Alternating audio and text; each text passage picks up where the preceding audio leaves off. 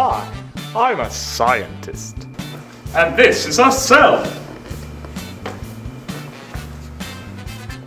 The first part of the cell we will be talking about is the nucleus.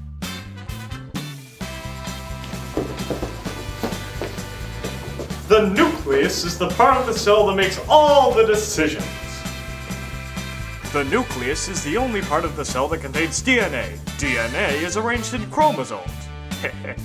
Chromosomes. Let's have a bit of a scientific comparison about how the nucleus works. This guy with a bowler hat is the DNA. The DNA has all the genetic information about the body, but he can't really do anything with it or go anywhere. Kind of like Stephen Hawking's if he were trapped in his room. Because the DNA can't get anywhere or do anything, the information that the DNA has is copied into RNA. He takes all the information that the DNA has and goes and tells it to the rest of the cell. Everybody! I saw this guy, and he had a funny little beard, amazing curly hair, and he wears gypsy pants sometimes, and he said, we should arrange amino acids into proteins! These are the ribosomes. They're quite small, but there's a lot of them. Oh, yes. These people are responsible for protein synthesis. They read the RNA and then use that information to assemble amino acids into the protein. This is the endoplasmic reticulum. It's chock full of ribosomes, which means that proteins and amino acids go through it quite often. This is an amino acid going through it. This is a protein that is about to go through the Golgi apparatus. The Golgi apparatus. That's what it's called. The Golgi apparatus is the organelle that synthesizes the proteins until they're ready to be used by the cell. As you can see, this protein is quickly becoming mature enough to be used.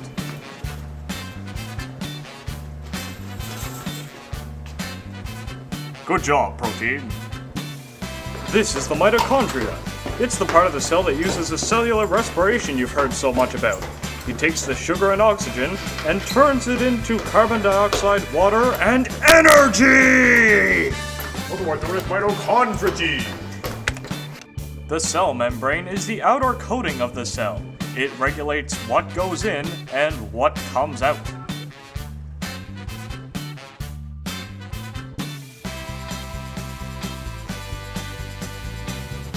This is a bad microorganism that doesn't belong in the cell. He's been marked by a mannose-6-phosphate solution. Whoa, here comes the lysosome.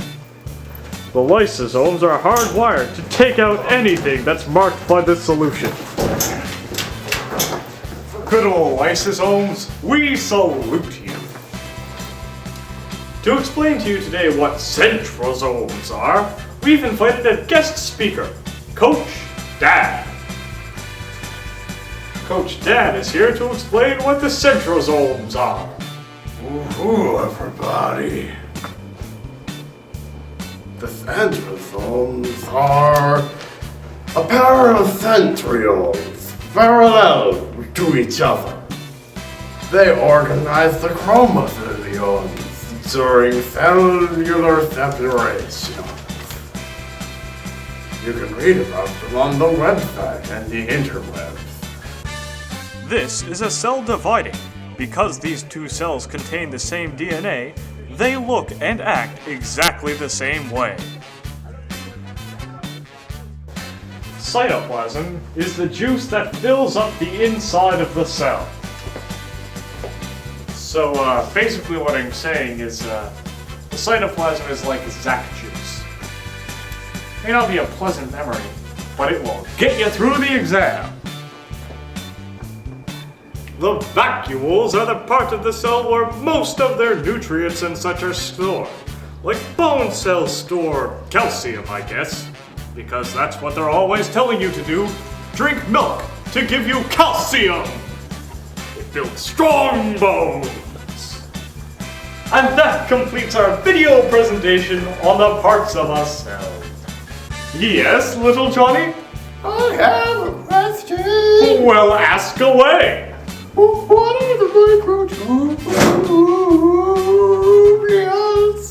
Well, little Johnny, basically, microtubules hold the cell together and move it around sometimes.